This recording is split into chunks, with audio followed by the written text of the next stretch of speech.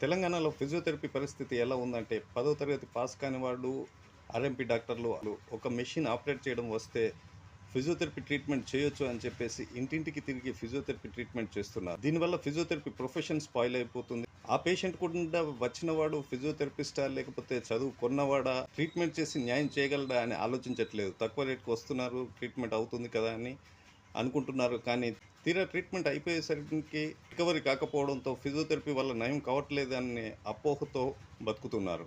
ఇప్పటి వరకు ఫిజియోథెరపిస్టులకు ప్రభుత్వ ఉద్యోగాలు అనేవి లేవు. రీసెంట్గా ఒక 25 మందికి మాత్రం ఫిజియోథెరపీ ఉద్యోగాలు కల్పించడం జరిగింది. అది కూడా డిప్లొమా గ్రేడ్ శాలరీతో. ఫిజియోథెరపీ కాలేజీలు అయితే మరీ అధ్వానంగా తయారయ్యాయి. ప్రైవేట్ కాలేజెస్ ఏమైనా చేయగలవు, వీటిని కంట్రోల్ చేసే యూనివర్సిటీలు కానీ గవర్నమెంట్ కానీ ఏమీ చేయలేని పరిస్థితిలో ఉంది. ఏటా కొన్ని వందల మంది ఫిజియోథెరపిస్టులు బయటకు వస్తున్నారు. వాళ్ళందరూ నిరుద్యోగుల వల్లే ఇంటింటి చుట్టూ తిరుగుతూ ఉన్నారు.